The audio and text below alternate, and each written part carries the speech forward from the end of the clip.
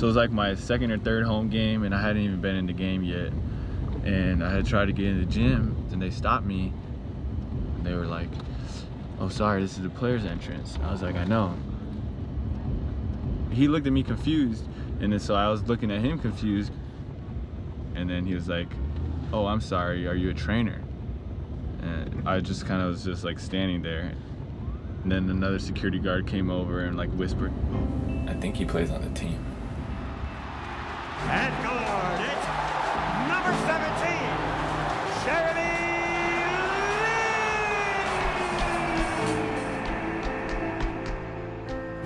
Hey, Jeremy. Hi. Nobody thought he could play. He had to fight for everything that he got. It's not often you think you've seen something you couldn't possibly see in the NBA. Lin puts it up. Bang! Wait a minute, who's this kid? Wait, where's he from? Wait, not drafted? Wait, how many teams waived him? When this guy is playing and Golden State doesn't know he's any good, Houston doesn't know he's any good, I got to imagine that something has to do with he doesn't look the part. Jeremy Lin came from nothing to greatness. This kid is giving hope to all those kids that think never could I have a chance. I always told myself my progression is going to be become a rotation player, become a starting point guard, and then win an NBA championship. And people are definitely going to laugh when they hear that. You know, they're not going to be laughing until it actually happens.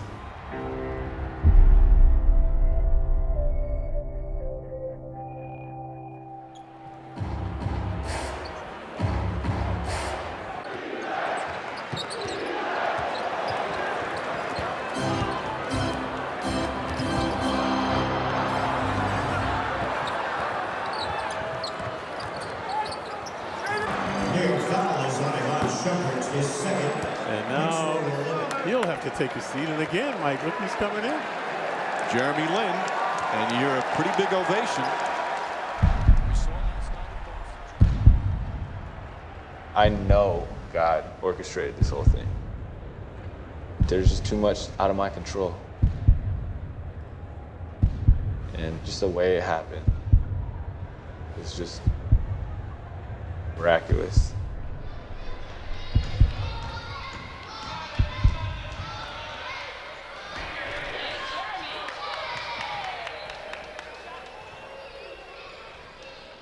This is actually true. After, I think, age maybe 8 or 9, we got rid of TV and we would just get it during the playoffs. We would watch it in the house, and then in the backyard there's a glass door and a hoop outside, so we would just watch through the window.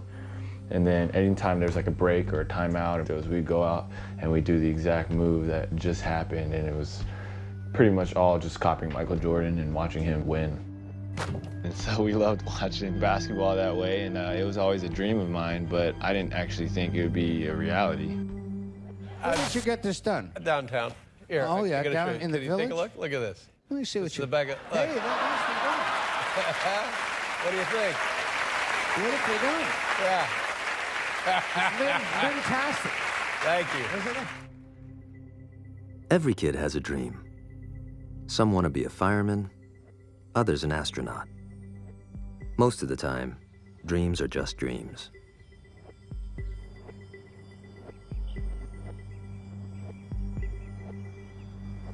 This dream starts in Palo Alto, California, a suburb of San Francisco, where a young man learns about faith, perseverance, and opportunity.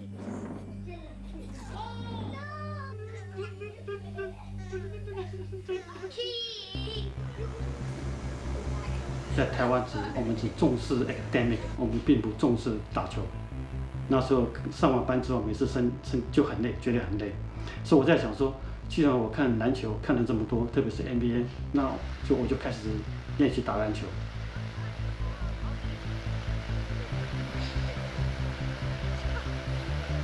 我自己练习了5年，就是像怎么dribble，怎么take a shot，OK， 怎么lay up。 我自己练了5年，然后各式各样的，譬如，而且我特别喜欢练习的就是Kareem的呼啸。我如果有小孩子的时候，在他们年轻的时候，小时候一定要开始带他们一起打篮球。My dad was taking us to the YMCA. We're still like elementary school. There's like open gym Monday, Wednesday, Fridays from like 7:30 to 9:30. We would just come home from school and we would just all do our homework as fast as possible, and then when someone couldn't finish their assignment, then we would go and help them. So if I couldn't finish, Josh would come over and help me. If Joe couldn't finish, you know, we would go over and help Joe. That's everything we've always known, is just, you know, having each other and being best friends with each other.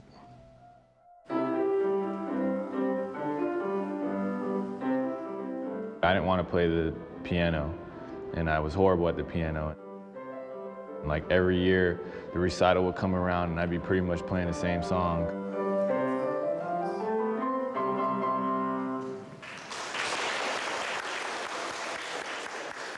And they were just like, this is not working, I'm wasting my money. All he does is play basketball, so let's just let him play basketball. As we grew to love the game, my mom became a huge supporter. I think she could just see that we loved basketball, that we were passionate about it, and she's passionate about us, so whatever we want to do, she always wanted to support us. She always drove. She was always a team parent for every NJB, AAU that Jeremy played for, that I played for. She was always there. She was always supporting us. You know, not every mom, Asian mom especially, is gonna support their child playing basketball. 你只会 cheese， 你还会干嘛？啊 Hi. Strong will. Strong will. If he wants something, he will do anything to get that thing. So he will knock his head on the ground. He will just make himself fall. He will do anything to get what he wants.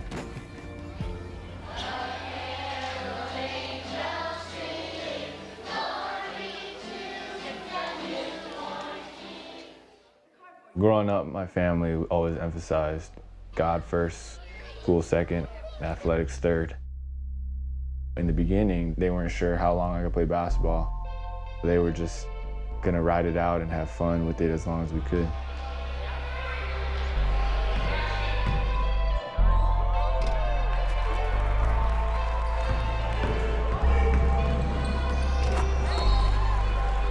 I got invited to a Y-League game in Palo Alto.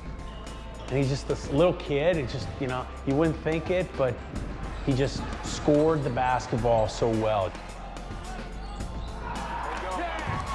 The first tournament we played, and he just starts just raining three-pointers. They will say I'm so loud because I will keep talking defense, you know, get a rebound. Of course, mom's like, how many points did he score? I was like, I told you he was pretty good. I go, I know he's pretty good. All the AAU team, they never want Jeremy. Even though he's the best point guard at that time, only this particular AAU Metro Mirage want him so bad.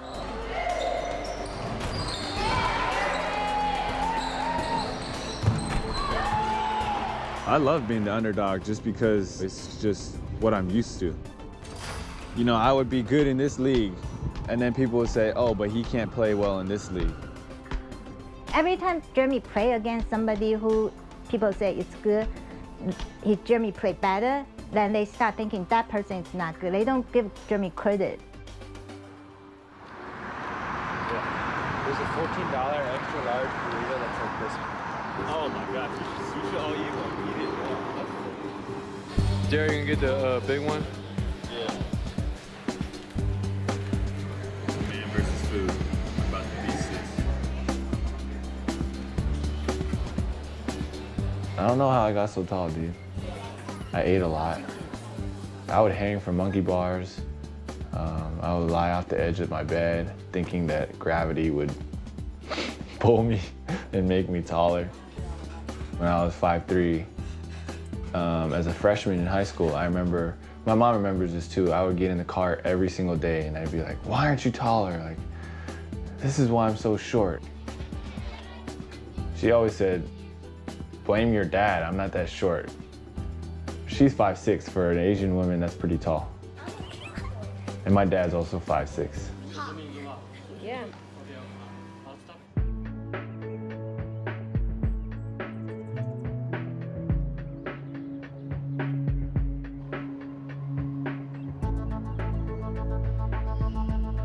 I think my biggest influence on him as a player, the most constant, dominant conversation that we had was him creating for others. In high school, he knew he could get by and do well on his talent. A lot of kids, and him especially, it was all about scoring. And my constant conversation, my constant challenge with him is, Jeremy, you're a creator. You could really be the man if you just embraced who you are as a player. During his junior year, Jeremy emerged as the Vikings' star. With every game, his skills and confidence grew. But so did his ego. We were like 30-1 at one point. We were killing everybody. I was starting to get a big head, thinking I was sweet and everything, and then I get hurt. Jeremy had a tradition of shooting around the night before his high school games. But on the eve of the state semifinal game, the high school gym was closed, and Jeremy played in a pickup game at his local YMCA. That night, Jeremy fractured his ankle, and his faith would be tested. I just pretty much broke down. I broke down crying. Up until then, like, I'd never gone through any serious tragedy. That was the worst thing that ever happened to me. With Jeremy on the bench, the Vikings' hopes for a state championship quickly faded. You know, from a high schooler's perspective, that's like everything. Told him to take a step back and to look at it from a bigger perspective. I remember my brother sent me this really long letter. He talks about how God gives and takes away. And so God took what I really cared about at that time to show me that I can't do what I want to do, I can't accomplish what I want to accomplish without him, and that nothing in this world, in my life, will happen that's not according to his plan.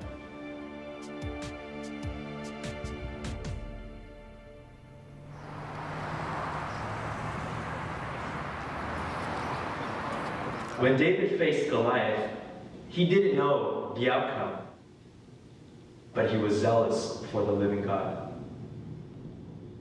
With Jeremy, I know he puts the order God first, family second, basketball third. And he'll tell you this now, at least. Looking back, it's more of God is in all those things. And in high school, he was humbled. He learned that he couldn't do everything himself, and he could only put his faith in God.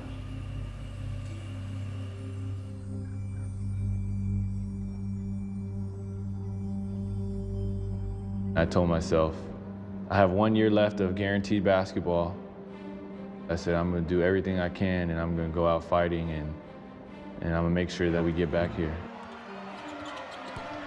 He had unusual poise for a high school senior, unusual confidence. There's something about him that I could see why he was a great leader on the court, because you're just driven to him. You can feel his heartbeat.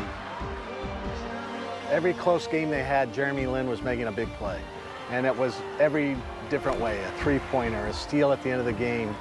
But every one he was in the middle of. He was the guy doing it. Lin takes a jump shot right side, hits. Oh, a nice jump shot.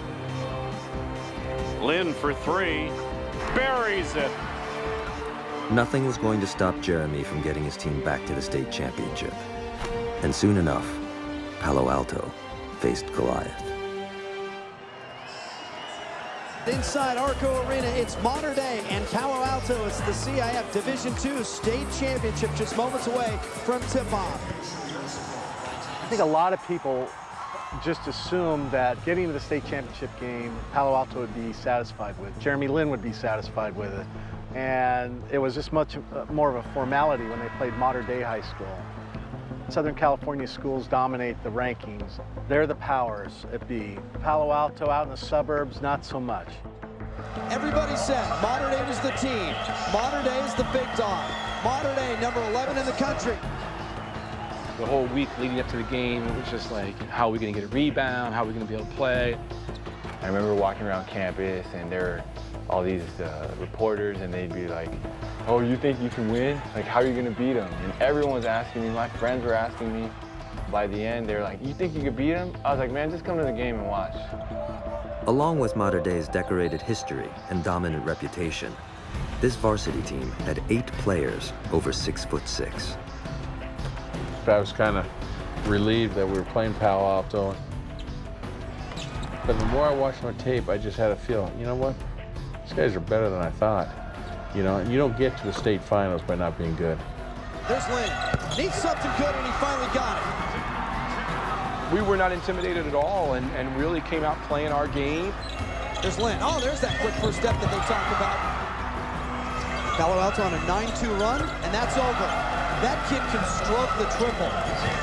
Everybody on paper would say the size, the athleticism, the quickness is with the Monarchs. But it's the heart that is with the Vikings, and their heart has been on display so far tonight. At the end of the game, he hit the big shots at the big moments. Here's Lynn. Without that 7-footer, you can go to the rack. When the game was on the line, you know, he took over. 4 seconds on the shot clock, and Lynn is going to have to launch a 25-footer. And raked it in! Did he call that? I don't think he called that. It happened. No one gave them a prayer to be on the floor with the athletes and the thoroughbreds that the Monarchs have. It's the best feeling to go out on top. I mean, it is a dream come true. It's why we love high school basketball. It's because of faces like that.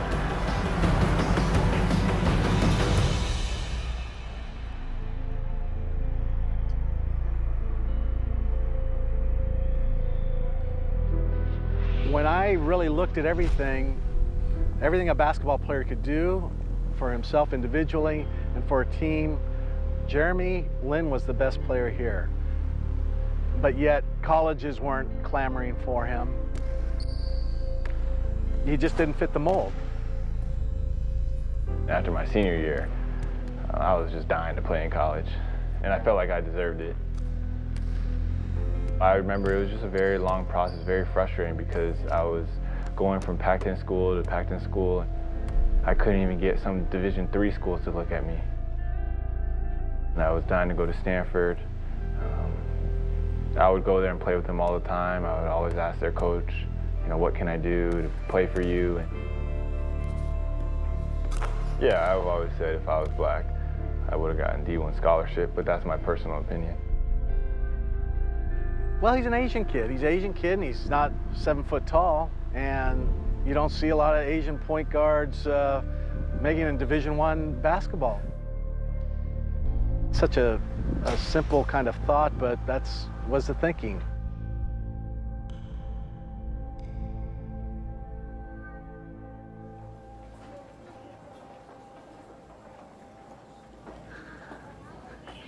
I say he's relatable. He's one of the most down-to-earth guys I know. We're always joking around. We're always, you know, pranking on each other. Did you see the blue accented stuff? I did see. You like that blue? Yeah, I really like that blue. Because when I walk in, I don't want it to be like black, white, black. I want people to be like, dang. Oh, shoot, son. Different walls need different accents. These are clearance. God dang. Look at that. Look at this. $10. I think when people hang out with him, they just realize he's just, you know, he's human.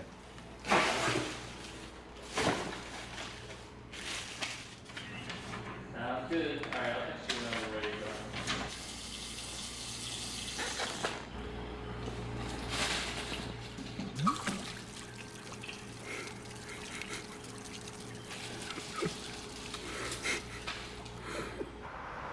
Despite being named Player of the Year and winning a state championship, Jeremy's only offer to play basketball on the collegiate level was from a small university called Harvard. My first day of class, I was just super intimidated. I went and took my math placement test, and they're like, if you don't know how to do this, feel free to turn it in and leave. I looked at it and I was like, dude, I don't know what's going on here. So I turned it in, and I was like maybe the second person who turned it in. I was like, man, I just like failed my first test at Harvard. The next day, we had the Chinese placement test, and they gave us a test, and they're like, if you can't read it, just turn it in. I couldn't read it, so I turned it in again, and that was back-to-back failed tests without even filling in an answer. I called my mom, I was like, man, this is gonna be pretty tough, so just get ready.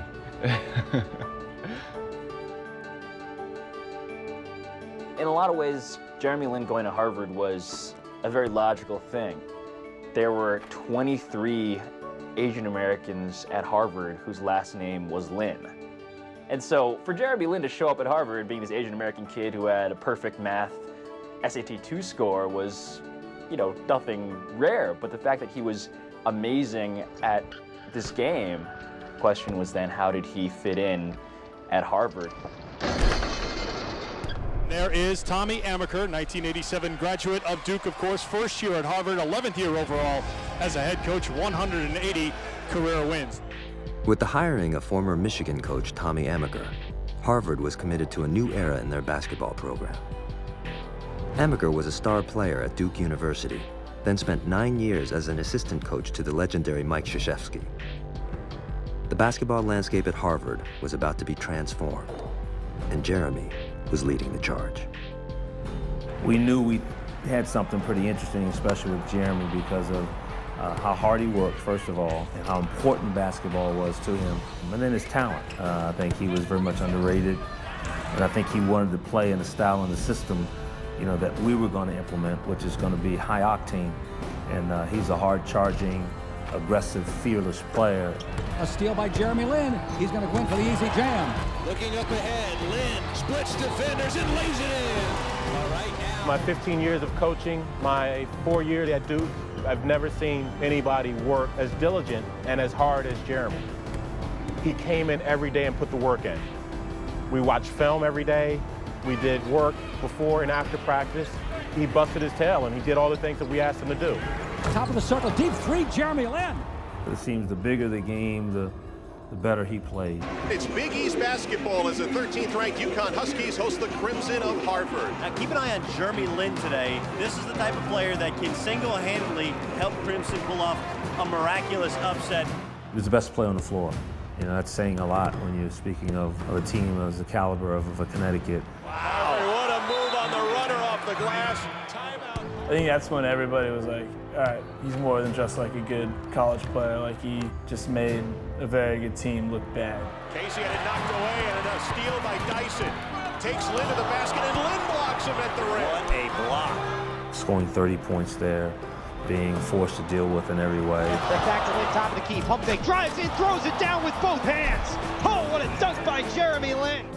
He kept us believing all the way through that we have a chance. This guy's leading this team in every category, not just one. I mean, it wasn't like he was just a scorer. He was the best defensive player, he was the best rebounder, the best passer. You know, he pretty much could do it all. It was just kind of like those moments where it was crunch time and winning time. You know, who's going to step up? Back the other way comes McGurty into the front court. Drives down the lane line, goes up with the right hand, lays it in. 3 seconds left. Harvard back the other way, down by a point. Jeremy Lin bumped at midcourt, leads in, he's gone.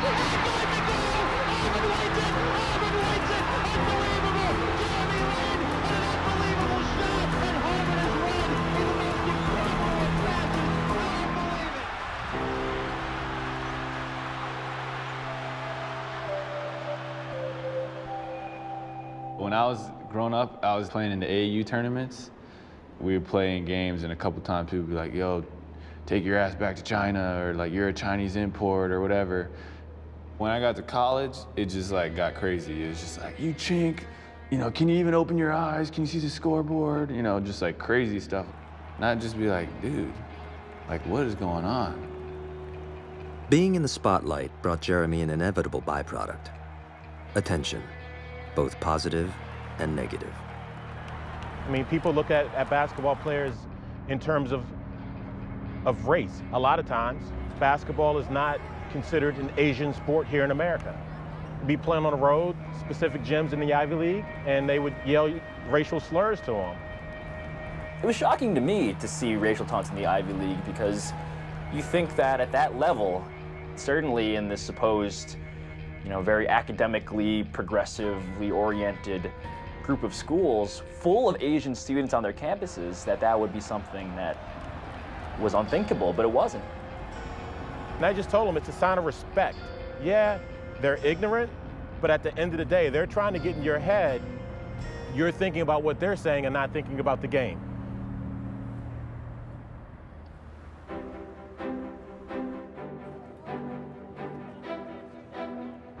I think we were just working out, and kind of was like, Jake, can I speak to you for a moment? He sat me down, like right outside the gym on the stairs, and he was like, I don't know if anybody's ever told you this, but I think you can be an NBA player. And he kind of looked at me like, he just saw Santa Claus or something. I was just like, you're crazy. I was like, dude, you are crazy. My mom, would be like, you can make it to the NBA. I'm like, all right, okay, Mom. Is this possible? I thought, maybe he really have a chance. When the question was broached, is Jeremy Lin good enough to make the NBA? That's when I think a lot of the interest started surging. Can you tell me the history of this blanket? Man, this blanket is legendary. Yeah? It's all about Lion King. We have Nala right here, baby Simba, Timon and Pumbaa. This is one of my favorite blankets of all time. What about the Sesame Street blanket? No, my second favorite is the Garfield and then Sesame Street. Oh, man. All right, fans. Good evening, and welcome to the 2010 draft at Madison Square Garden in New York City. The first round, we weren't expecting really much anything. Tonight marks the realization of a dream for the best young players in the world. We were just all real nervous, just because there's so many odds to overcome for him. With the first pick, the Washington Wizards select John Wall from the University of Kentucky. I was hopeful, but to be completely honest, I was like, let's just wait and see what happens. The things that I'm always interested in is race and the way discrimination, rears its ugly head.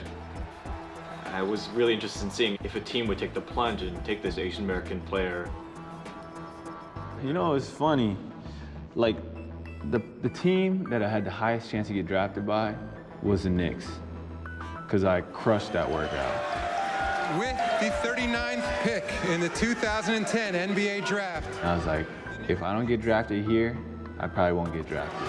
The New York Knicks select. I'm thinking like, if I get drafted, what's gonna happen? I'm just gonna run around like hugging everyone. I'm gonna fly to New York tomorrow. Landry Fields from Stanford University. 10 minutes after the draft ended, Donnie Nelson, the general manager of the Dallas Mavericks, personally called Jeremy and asked him to play on his summer league team. I think everyone who goes undrafted, feels like they have to prove themselves because they do. And so, this is a chance where you get to play against people who are drafted every single night, and you get to compete with them in practice. And this is the best opportunity to, prove to all the other teams that you deserve to be drafted and you deserve to have that contract. Lin, surprise attack. Oh, this is going to be interesting. Sanders there. Lin protected at home. Wow. Nice play. I hoped that Jeremy would make it because I had confidence in his ability, but I was skeptical in terms of him getting a real shot anywhere. And then I watched him play in the summer league against John Wall. I think we got a primetime matchup. John Wall, the #1 overall selection. Wall, creative on the reverse. How fast was that? I talked to him the day before he was going to play against John Wall. And I told him, it's your one shot. There's no doubt that you can play against the guy. Lin getting up there. He's going to be an NBA crowd favorite. And got to work on the D. Lin went right around him on his strong side. The fact that he could do that against the #1 player in the NBA draft was tremendous. Assessing constructive criticism. No way. Man. If you explode on him, you'll have something. You're gonna get your opportunity. As he splits, The spins, spin. and oh no, ref, don't you do that. They're on their feet. Oh my God, this is about to be a melee in here. Oh, God. Man. Hold it back, hold it back. Oh, look at the crowd is going crazy. He's opened some eyes, and if Lynn doesn't stick with the Mavs, there are teams out there that are looking at him saying, boy, he fit our system very nicely. Whether he's in the league this year or not, he'll have some options. He will have some options. I'm just trying to play, and if someone's interested, you know, I'd love to talk about an opportunity. My son and he both were point guards, and they were on different AAU teams. And so I remember watching them play these AAU games in these local gyms, and I just happened to buy the team at that time with my partners. And one of the first things I told our GM was, look, I know this kid. My son knows this kid. He's really talented. We ought to give him a shot. I think they thought we were a little crazy, but we did. And, you know, when you're the owner, you get to do things like that. The Warriors' IQ and basketball IQ just went up a few points. They signed Harvard guard Jeremy Lin. I called Jeremy to tell him. He didn't even believe me. He was like, stop playing, man. Are you serious? I said, man, it's for real. Go down to the practice facility tomorrow and sign the contract. It's good. And he was like, man, I'll call you back. I was like, you know, I picked my little brother up. I'm like, I'm signing with Golden State. I ran to the next room. I picked my other brother up. I'm like, I'm signing with Golden State.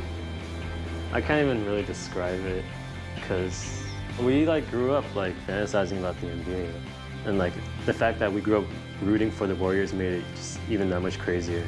Lin has a chance to make history as the first Asian American NBA player in the modern era. When he got picked up by Warrior, that moment we think this is what God wanted him to do. My dream was to play in the NBA, and now I get to do it for the Warriors, the team that I grew up watching. It's more than a dream come true. We know what that's about. Jeremy Lin, Palo Alto High School's own Warrior rookie out of Harvard. It got pretty loud, and people were standing up and clapping, and I just remember looking around. Grew up a Warrior fan, signed by his hometown team. It's a great story. It really is.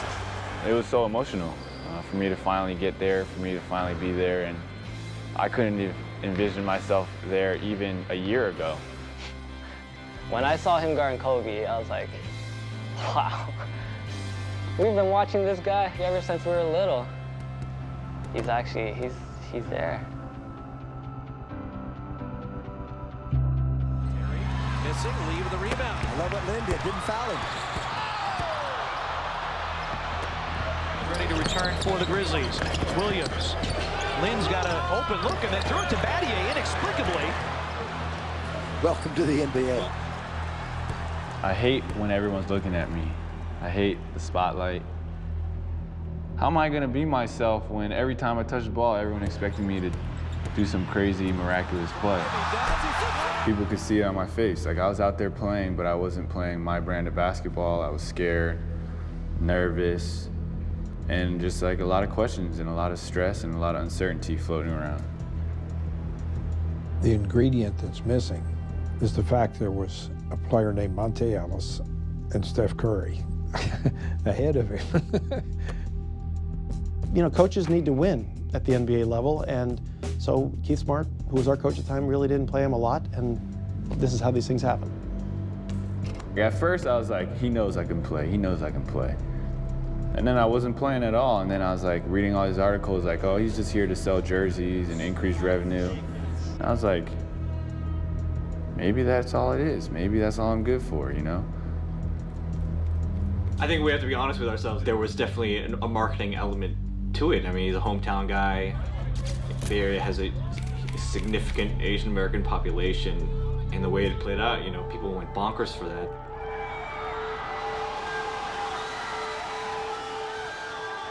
A lot of what America perceives as Asian is very foreign. Yao Ming was kind of a quintessential example of that, right? And he's like, he's from China, he's from the East, and he's coming to our shores. And whereas Jeremy is like homegrown. He's homegrown Asian American kid from the suburbs. He grew up with hoop dreams just like the rest of us. Seeing a kid like Jeremy on the court in a Warriors uniform, you know, that's a huge impact. You know, he was happy to be playing for his hometown team, but we weren't satisfied with just being in the NBA. That's why Jeremy Lin to go all the way to the rim, and he has it taken away. The Warriors' management sent Jeremy down to the D-League, the NBA's version of a minor league farm system. He was faced with a harsh reality. The D-League is one of the toughest things when it comes to a basketball career. The D-League, you know, it's a showcase. People don't care how many wins you have. All they care about is your stats.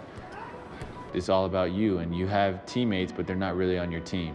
You know, they'll take your job if they can. You cut off, and then you the point guard? Yeah. You pass it to me. Okay. And then just wait out there. What I told him when he went to the D-League was simple: go kill it. Go and crush the D-League, and let's get called up. Because it's a battle. You know, it's a battle. Right here. I was like, man, like if I play bad, this may be it. Jeremy Lin drives against Squeaky, tries to get to the rack, throws it away. I couldn't really sleep because I was so stressed. I called my brother. I was like, I'm tripping right now. Like, I don't know what's going on. I think for him, it was just like the journey was kind of wearing on him. Because like at every step of the way, you have to like overcome all these odds, and like I think at a certain point, it felt insurmountable for him. So he was not in a good place. Lin needs to settle down. Yeah, he's running out of gas. Jeremy desperately wanted to prove that he belonged. But in his rookie year, he was sent to the D-League 3 times. I think getting sent back and forth and the constant yo-yo effect of being taken up by the Warriors, sent back down, the cumulative effect of it weighed heavily on him. You know, I've always had that desire, and I've always had that within me where I want to prove that I could play in the NBA, but, you know, I'm here right now for a reason, and, you know, God works in very different ways. Stay up! Stay up! Come here! You know, I thought with each game his confidence grew, and you could see it almost with each possession up the floor. And after his 20-game stint, I think he came out of that D-League experience really believing that he could have an impact in the NBA. It was tough because we knew he could play. It was just frustrating because so many people were so ready to just bury him and give up on him. It's hard for me because I really love basketball. Like, I love my dream. My dream is playing in the NBA, and I wanted it so bad that I couldn't imagine finally getting it and then losing it right away.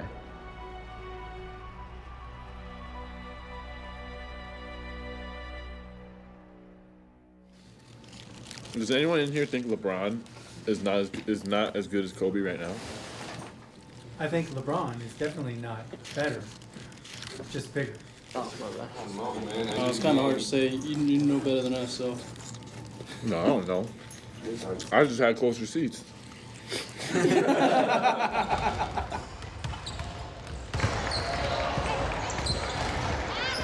Older kids. Hey, you guys are in here. On here, in here. Nice. Perfect in the left, or right. Perfect. Yeah, I like that. This is a good group right here. Hey, don't move. Stay out there. All these Asian kids are like intimidated by me. I like talk to them, they're like, I'm like, dude, I'm not like Frankenstein. If they're really tall, you're gonna get stuck and then you'll get called for a travel. Right here. Ricky has something to say. No problem. Thanks for coming. I remember in the D-League, I kept a little diary. I know that's a little girly to some of you guys, but I like to write down some of my thoughts every once in a while so I can look back and remember. And I remember on December 29th, I wrote about how I actually wish I had never signed with the Warriors. I wish, you know, I wish I could quit basketball because I wasn't having fun. And what got me through those times, obviously I don't feel that way now, But what got me through that time was the #1 reason why all the leaders are here today. And that's because we want to let you guys know that God loves me and that he has a perfect plan for me. And that his plan will take me through a lot of ups and downs, but if I stay faithful to him, in the end, I know that he's gonna work everything for my good. Now when I play basketball, I don't play for anybody else anymore. I only play for God. And that's the type of purpose that he gave me. And once he gave me that purpose, then that's when I had my peace. And once I got my peace, that's when I got my joy.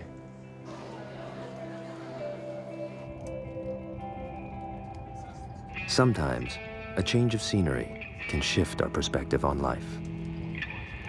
My roots is important for me to know because it's who I am. It's a huge part of my identity. Understanding where my parents came from, how they grew up, and the culture.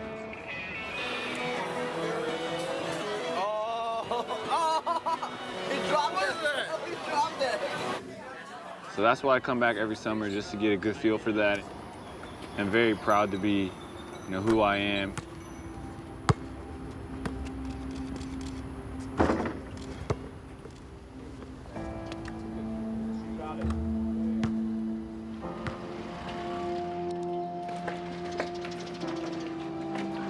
Back on the farm.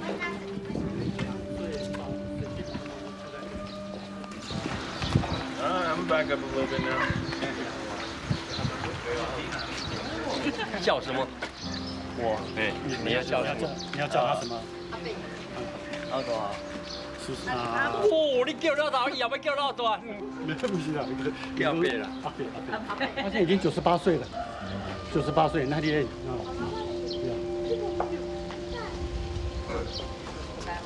Okay.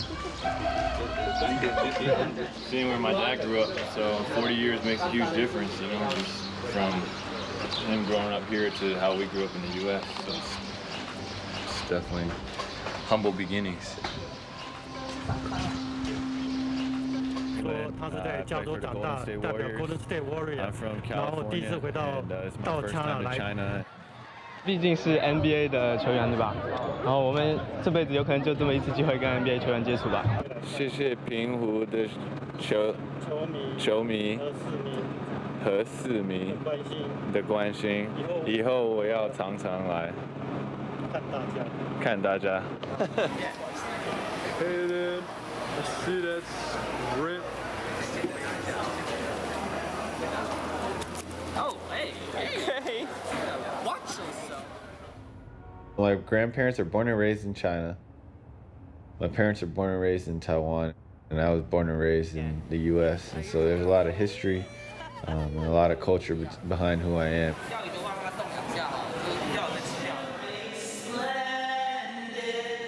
Tell me, princess, now when did you last let your heart decide? I can open your eyes, take you wonder by wonder, over sideways and under on a magic carpet ride, the whole new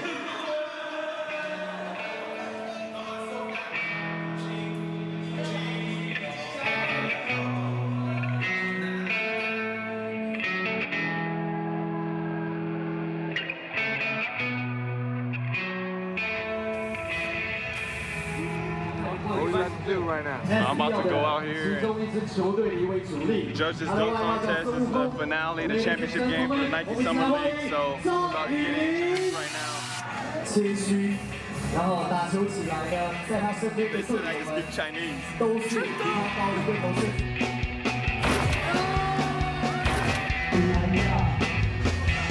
看见自己的星空上来。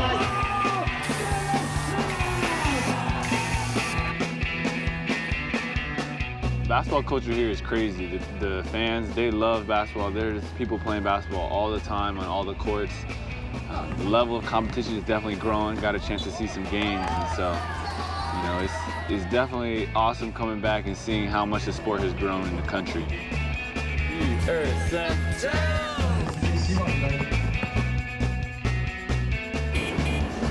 I just think coming here, I'm seeing a lot of really diligent and hard workers.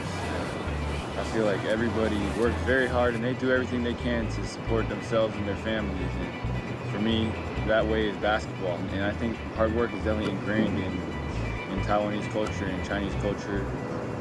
And so for me, that's something I try to pick up on and really embrace.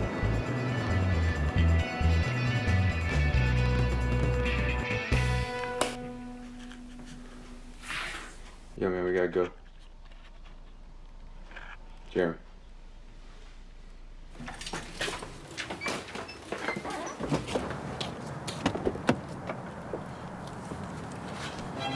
At 12:01 Friday morning, the NBA locked out its players after failing to reach a new collective bargaining agreement. A lockout has a very large impact on a lot of people. The current offer that is on the table is not one that we can accept. It could be a couple weeks, could be a couple months. We're already hearing this is going to be a very long lockout. We're about to go into the nuclear winter of the NBA.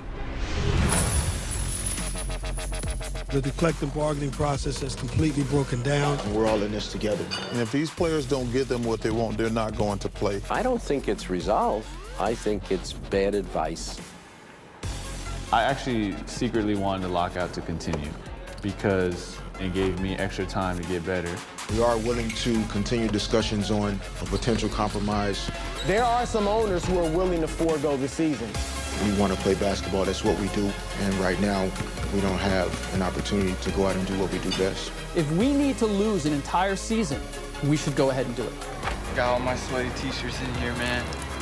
That's disgusting. And so I knew the longer the lockout went, the better player I would become.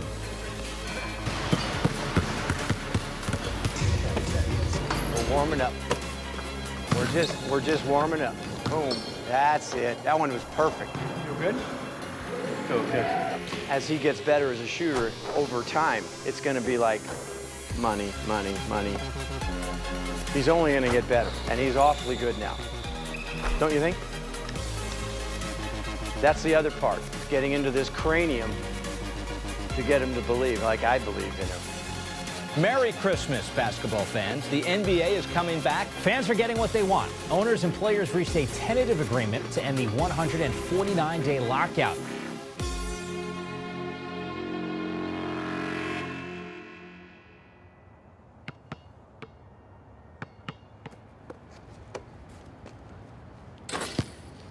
Going into my second year, I'm not really thinking about anything I'm afraid of. You know, I feel like through my first year, at least in my own eyes, like I proved to myself that I can play at this level.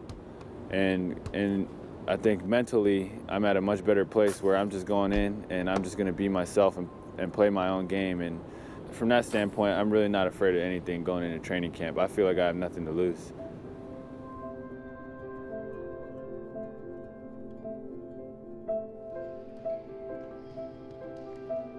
We didn't have a center that we felt good about, and we needed to create enough salary cap space to go make an offer.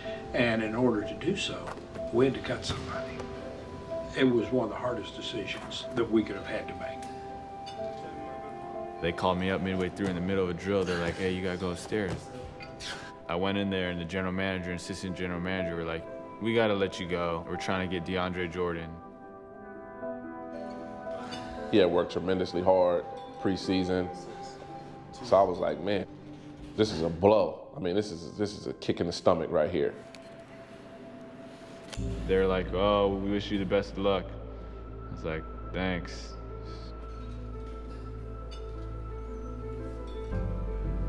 Within 48 hours, he was picked up by the Houston Rockets. Yeah, we were hoping no one else picked him up. You know, we were interested in him for quite a long time, had been to his games at Harvard. At the time, we just added him and said, hey, let's bring him in and see what happens. I went to Houston.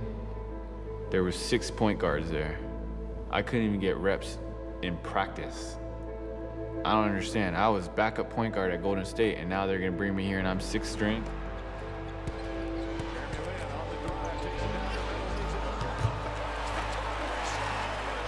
With the Spurs Biggs right in his face. When the Rockets picked him up, that was probably the bottom of the barrel for him. Sunday night, we were in fellowship, and I remember Jeremy said, "Hey, I gotta go. I gotta catch my flight to Houston." He was standing at the door, and he had tears in his eyes because the pressure was really getting to him. He just didn't know what his future was gonna hold. And I remember he turned to me, and he says, "I don't know if I can keep doing this." After only 12 days with the Rockets, he was cut again. It was Christmas Day.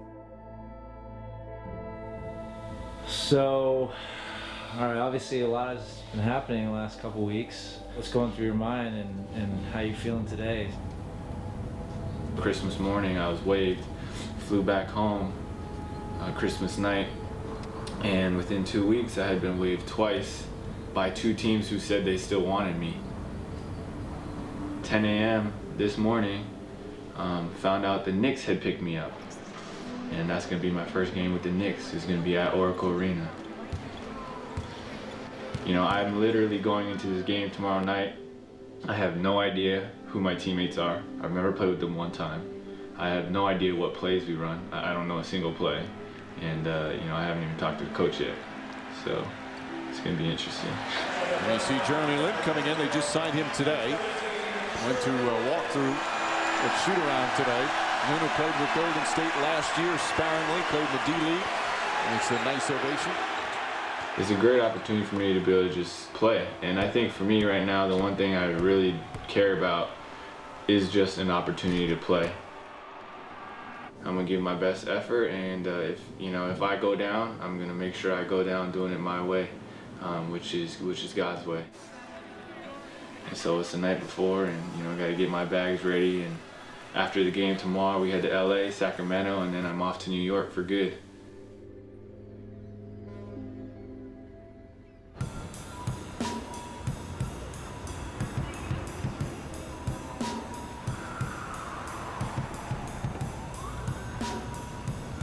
Five games go by, and I'm not playing at all.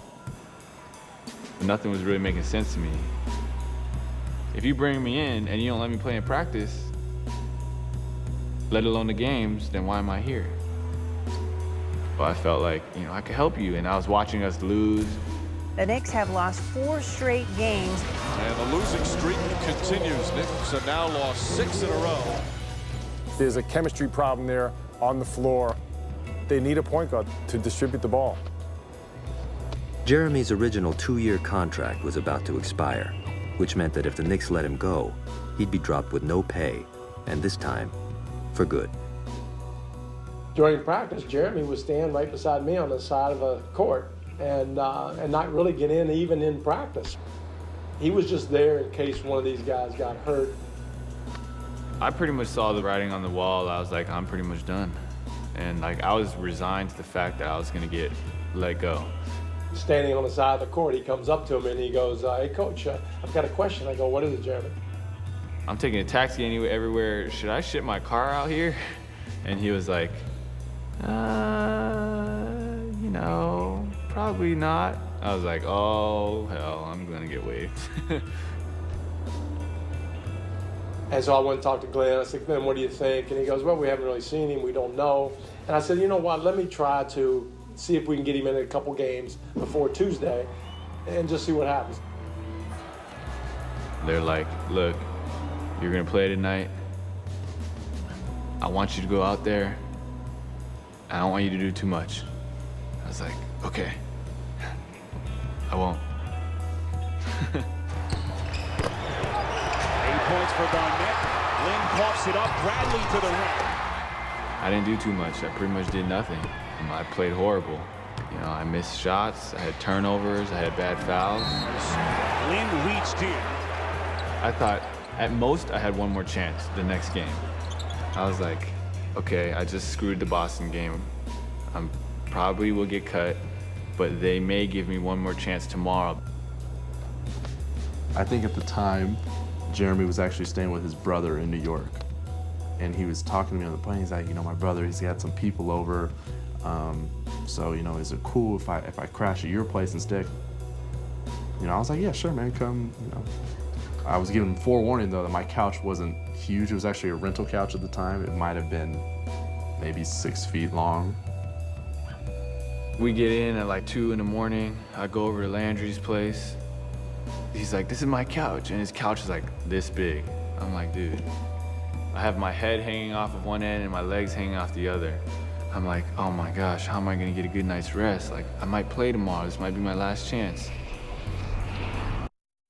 I remember thinking to myself, one, I hope he gets in because he really didn't do enough in the Boston game to warrant getting big minutes.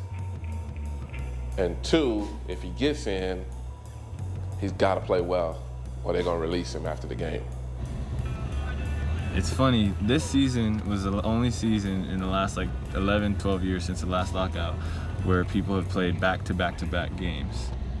And New York only had one stretch of back-to-back-to-back games.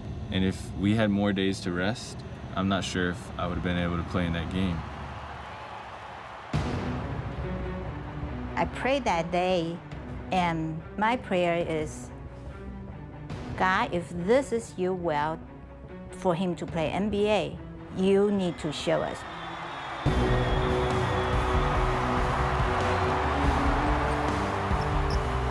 And there's Morrow knocks it down.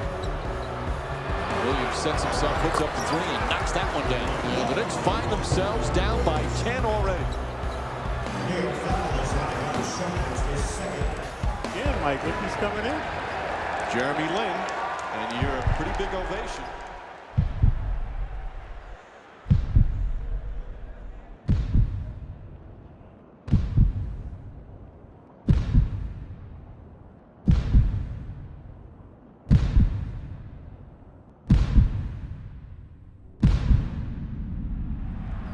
He didn't look tentative. He didn't look overly concerned. He looked like, dude, I'm about to go do it. If they cut me, they cut me. If I don't never play another NBA game, so be it. I'm going to play like Jeremy Lin can play. Jeremy Lin drives and finishes. Nice play from Lin. Here's the strip, but Lin throws it ahead to Tony Douglas. Up for the layup, banks it in. Here comes Shumpert to Lin.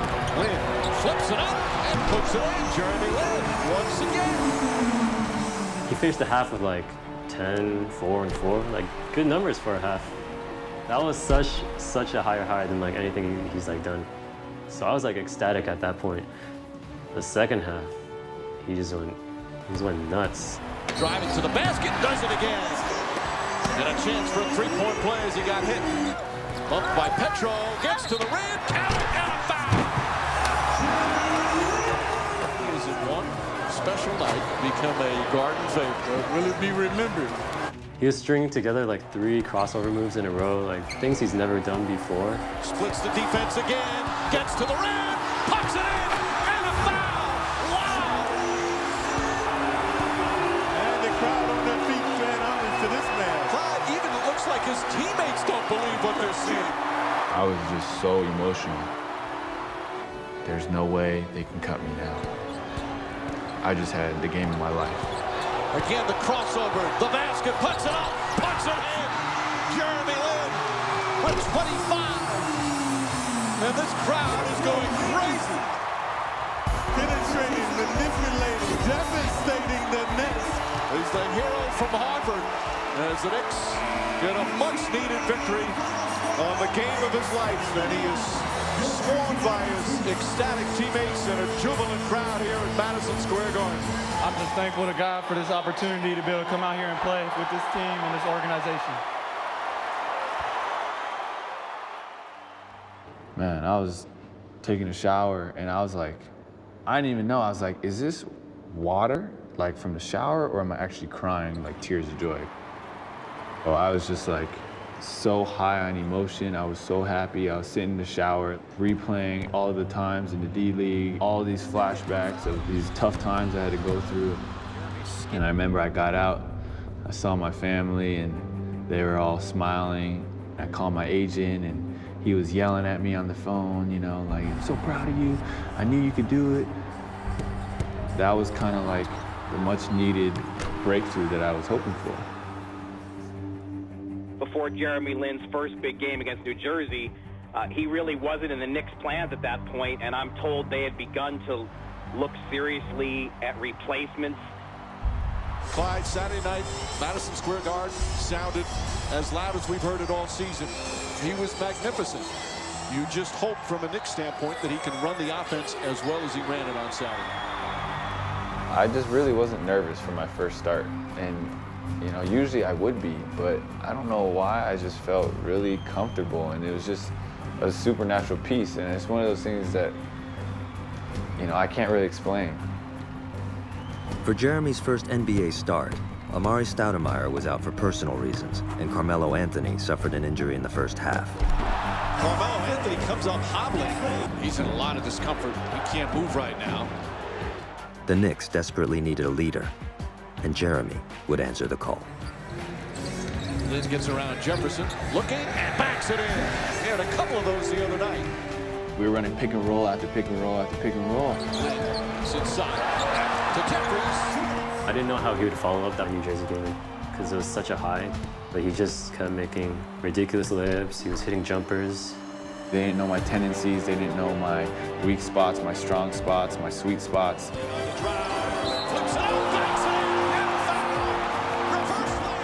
They had never seen me play.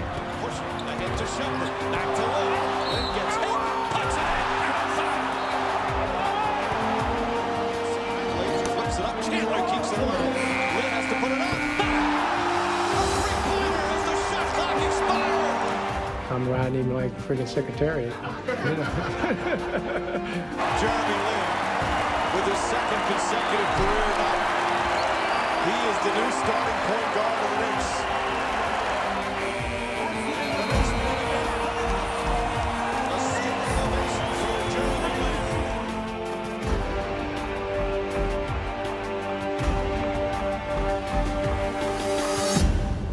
You know, there's so many little variables, with every step of the way being something I can't control.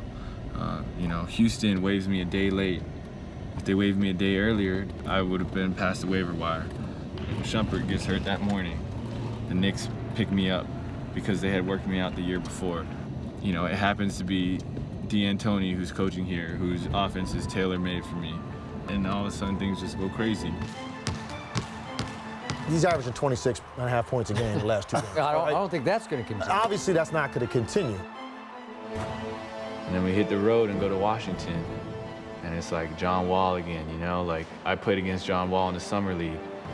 And now it's like a rematch. Now I'm playing against him again.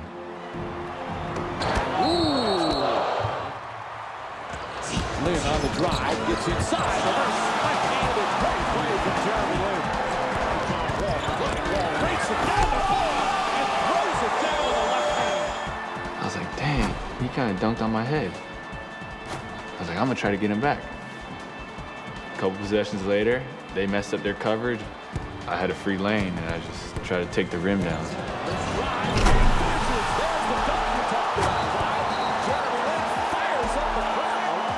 When I saw that opening, I just tried to dunk it as hard as I could. I don't know, it's just, there's been so much pain and so many trying times, and now they get to play. I'm just letting it all out, man. I'm just letting it all out on the floor. After the game, I just look back and I'm like, man, that was so fun. There's a great story that's brewing, and it's Jeremy Lin. And this week, contracts are guaranteed for the rest of the year. He's been balling out, saying, show that man his money. The things that's for real is what his vision, which won't change, his speed, which won't change, his knowledge of the game, which won't change. I just don't see it changing. You know, now, again, please don't quote me on that. Now he's on the scouting. He is now. Let's see if he's in the scouting report for the Lakers on Friday night at the Garden. This is basically where I lived the last 2 weeks, and so it's the couch I slept on.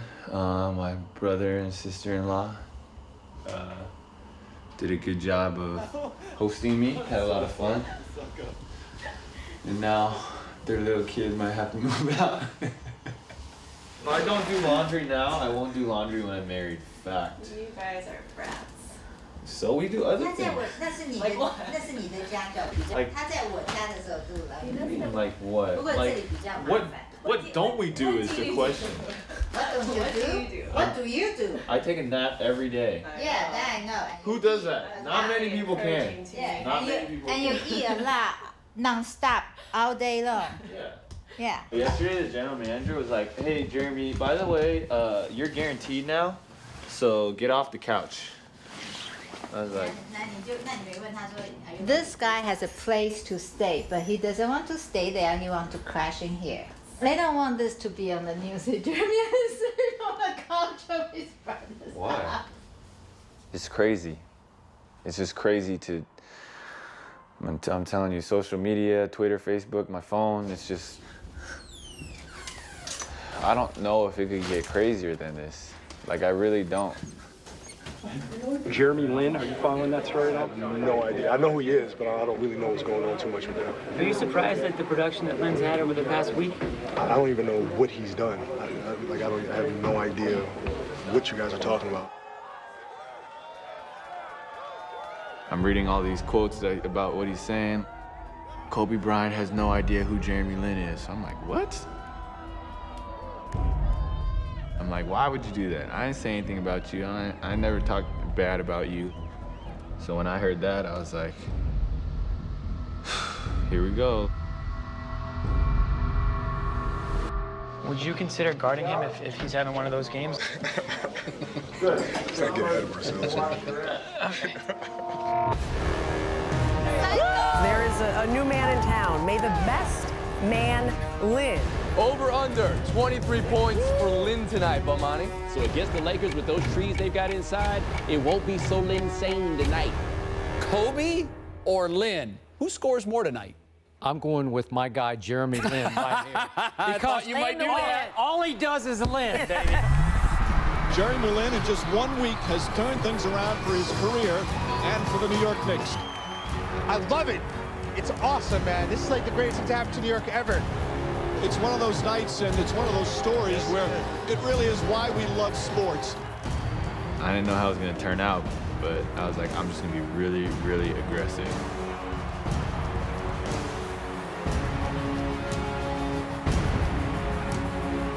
Everything was going well.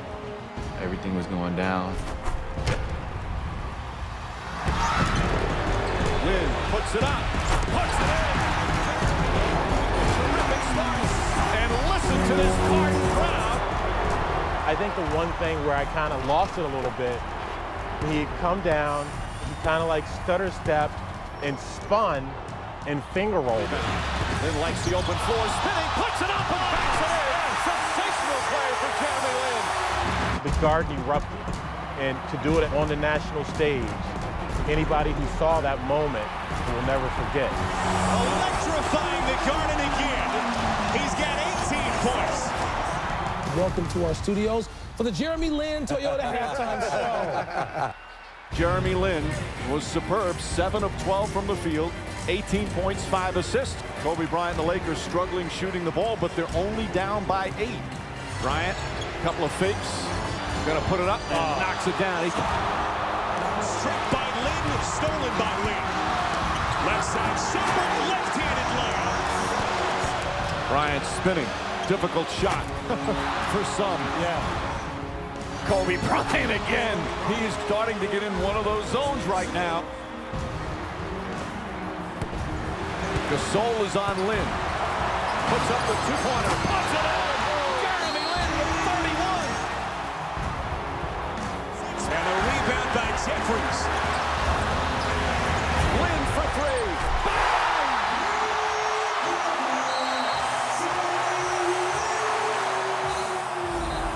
And my favorite play of this whole year was when I hit that 3 in the corner. Just because that game had so much hype, and that shot was kind of the dagger that put the game out of reach for them. Already cut twice this season, sleeping on a teammate's couch because he had nowhere else to go, and suddenly Jeremy Lin is the toast of Manhattan. This is it right here. This is my dream, and I'm just thankful to God, man, because this is my dream being lived out, and I'm so thankful for that. Jeremy Lin 38 points. It's the most by a Knick this season. Linsanity continues here at Madison Square Garden. It's indescribable, really. It's something I've never seen before. I didn't foresee this coming. You know, it's unbelievable. This is like how weird I am. I was like, I'm gonna go off this game, and at the end of the interview, they're gonna be like, oh, so do you think Kobe knows who you are now? Jeremy, you knew somebody was gonna ask you this, but do you think Kobe knows who you are now? If they ask me that question, I'm gonna be like, who the hell is Kobe? That's what I was gonna say. And then I like thought about it, and I was like, I prayed about it. I was like, you know, what would Jesus do? And I'm like, Jesus probably wouldn't say that. So I was like, I'm gonna change my answer. Well, you guys had to ask Kobe. I don't know. Let's get to what matters in sports today. Jeremy Lin. Right now, the biggest star in New York is Jeremy Lin. I don't even think you have to be a sports fan to hear about this story. New York has a raging case of Linsanity. That's what it is right now. It's just really madness right now. All I do is Lin, Lin, Lin. What do you think? What do you think about all this? It's crazy. It's just crazy. One of the biggest headlines in sports right now is Linsanity. If you haven't caught it yet, you will. Linsanity takes New York by storm. He was a last-ditched effort for the Knicks. They sort of said, all right, who wants to play? Right. And he raised his hand and, all right, get in there. I have never seen anything like this in all my years of covering sports. I've never seen somebody go from a no-name to an absolute phenomenon inside of 2 weeks. It's unbelievable. He's doing it with charisma, with style, with flair, and he's having fun. It's crazy. It's catching fire. Linsanity, I think it'll probably be in the dictionary in the next version. Linsanity, I love it. I love Linsanity. I'm so happy for him. Jeremy Lin's 89 points, the most by any player in his first 3 pro starts since the ABA-NBA merger. Outside to Lin, crosses over Ridnour, and hits. Jeremy Lin up top to Fields. Lin a whirling dervish right for the rim, zigzagging to the cup. The Knicks have stolen one. It's their 5th straight win, their longest of the season. You have been surpassed as the most famous person who was a Harvard graduate. I knew about Jeremy before you did. Are you taking credit for Linsanity? It kind of feels like you are a little bit. I can't take credit for it, but I'm just saying I was there early. You said it's a great story. What's the greatest part of it for you? That we won 5 in a row. That's for me. Just everything. Just here's just what's right with sports. He's an underdog that came up. He does it the right way. Can he play in the NBA? Yeah, of course. He's got all the tools and he's playing really well. That's not a fluke how he's playing. They had this one dude courtside who was just yelling at me the whole game. He's like, you're a one-week wonder. You know, you're not gonna win this game, you suck. We were playing bad, we were tired, and I was like, man, this is gonna be a tough one to pull out. We were down 5 with a minute left. You know, got this huge steal, layup, down 3. They're coming down, we get a stop. The and one at Amir Johnson, who I believe had 5 blocks to that point, ties the game. Lin fakes the 3, drives, goes in for the layup. It's good, and a foul! Lin can tie it with a free throw. They come down, missed shot, and now we got the ball with like 20 seconds left. Lin to Shumpert. Shumpert, pull-up jump shot. Back to Walko, Chandler the rebound. And the Knicks will hold it for the final shot as the 24-second clock is shut off. Mike D'Antoni won't call timeout and let the Raptors set up their D. The crowd on its feet here at the Air Canada Center. Lin puts it up. Bang! Jeremy Lin from downtown, and the Knicks take the lead. Amazing here at the Air Canada Center. 10 seconds, everyone standing, 20,000 in Toronto. Get out of his way! Let him just take counter on himself. 3 seconds, Lin sizes him up, straight away 3, buries it. 0.5 remaining. Linsanity continues. I'm just glad it went like this so we can calm the Linsanity down a little bit. We couldn't get a stop.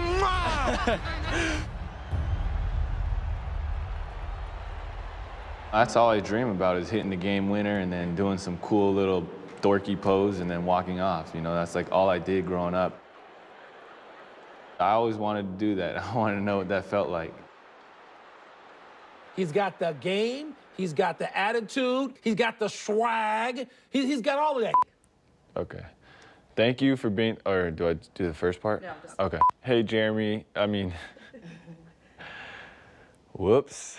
It's driving me out of my mind. Just dial **Nix on your iPhone or Android phone. Or go to NY Nix. Can't get it out of my head. That girl is poison. Oh, man. To all my friends in Indonesia, to all my fans in Singapore, to all my fans around the world, thank you for all your support. Oppan Gangnam Style. Linsanity is catching on even halfway around the world in Taiwan, igniting a crowd in Taipei that went to a bar at 8 in the morning to watch him on TV. Esse é Jeremy Lin, o novo fenômeno da NBA. これがこちら。私の背中に書いてある。El efecto Jeremy Lin continúa en el mundo de la NBA.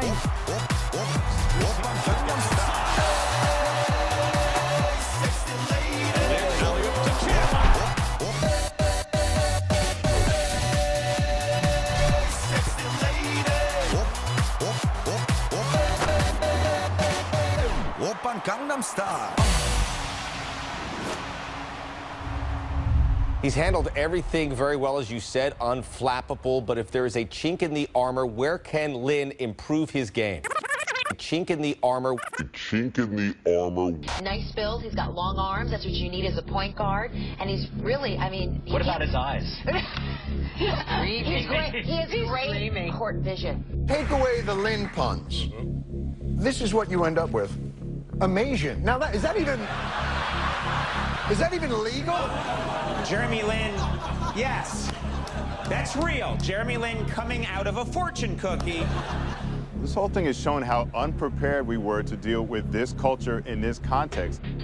Floyd Mayweather on Jeremy Lin tweets. All the hype is because he's Asian. Black players do what he does every night, don't get the same praise. First of all, what he said, I think, is racist. Not only can he compete and make it in the NBA, the guy's tearing it up and is breaking records, you knucklehead. Check it out. He does the math to win. Yeah.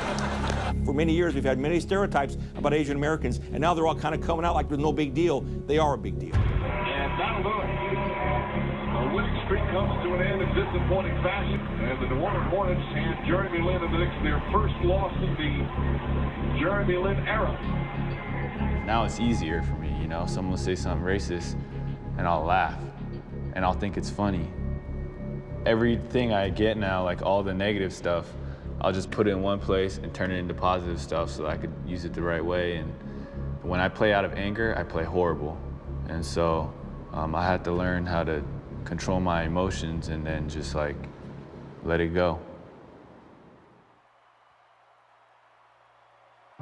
因为在 NBA 打球已经有很繁重的比赛的压力，媒体的压力，观众的压力，在这一方面，这些都是由自然而生的。不管你喜欢不喜欢，不管你考虑不考虑，这些东西都是存在的。所以我认为，希望我希望将来大家把这件事情，把有华人球员去挑战 NBA 作为一件比较正常的事情。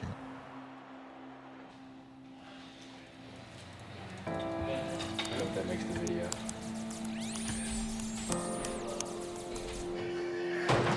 Don't break your hands.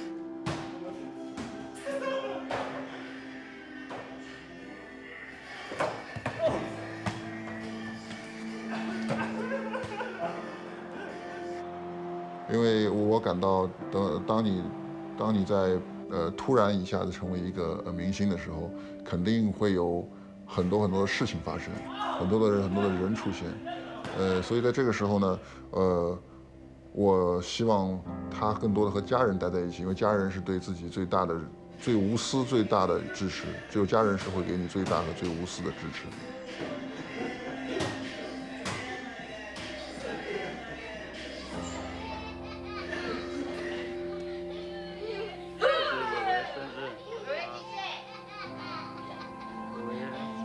So So did you know that new Knicks sensation Jeremy Lin has a brother who's a freshman point guard for Hamilton College? We did, though. Even we didn't know that today's Continental home finale would bring out the entire Lin clan, including the Linsational Jeremy himself.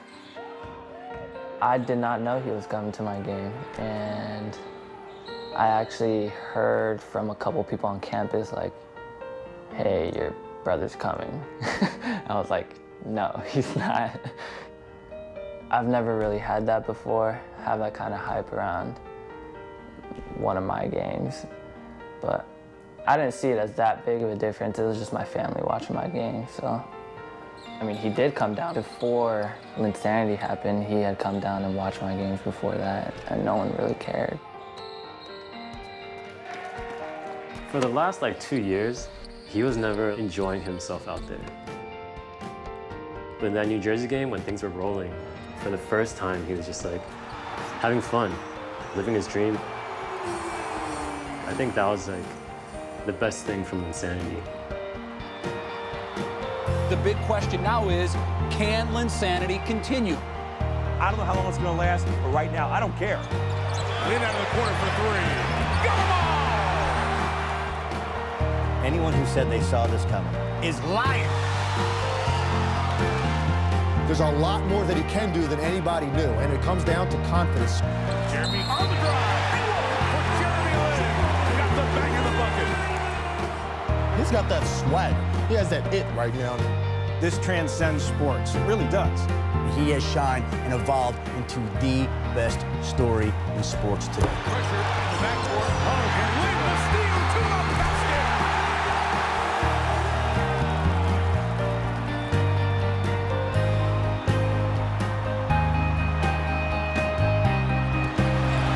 Lin over Dirk. How good is this? I'm just out there having fun and playing the game. I can have bad games and they may not like me or they may boo me. There's a lot more important things in life than just basketball, because at the end of the day, basketball is just a game. The show continues on Broadway. It's a story with many spokes. An Ivy Leaguer, Asian American athlete, guy off the end of the bench, speaks for everyone who didn't get their chance. It's only a couple of weeks, but in New York City and on basketball's big stage, this guy has hit it out of the park. What happened to me, the story that happened to me, I mean, it wasn't like I knew I could just come off the bench and do that. I really didn't. I thought I could play at this level and I thought I could be a good player, but I didn't feel like that would happen. And some of those experiences out there when I was on the court, I felt like I was being controlled by something else. I felt like I was having an out-of-body experience. Some of the plays that I made, some of the wins that we had were just so out of this world that I still have to pinch myself to really believe it.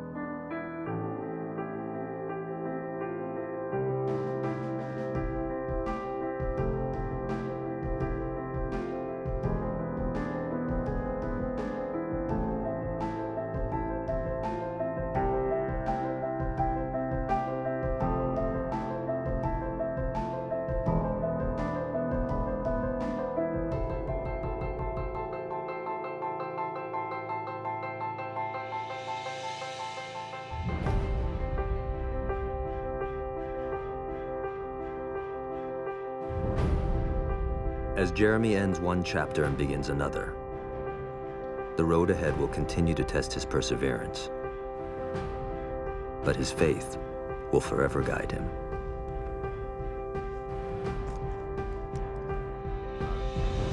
The thing I had to learn last year is a perfect plan doesn't mean that it ends up the way you want it to end up. In the past, if you asked me what a perfect plan, I'd be like, I get what I want, I get my dream, I play well. Now I have a different perspective on what a perfect plan is.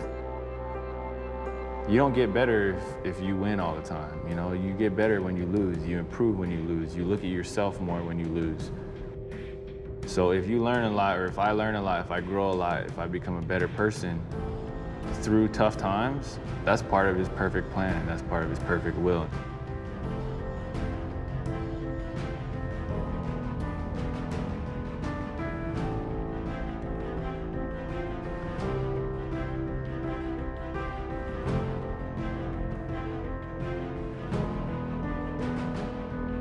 When I was going through all my insecurities and uncertainty and lack of confidence, I was losing focus on God. I was focusing on all these other things, like my job and what other people thought of me and what the reporters were writing. You know, over time, I was able to check myself and kind of get my focus back.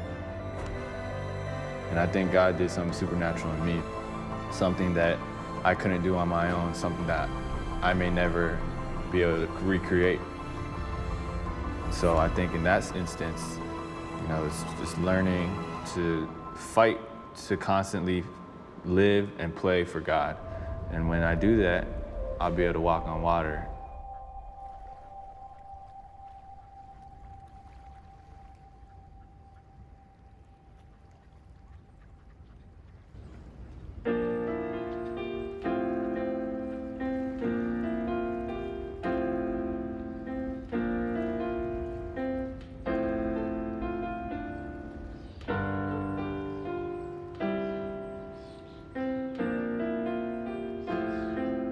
It's all about Lion King. We had Nala right here, baby Simba, Timon and Pumbaa.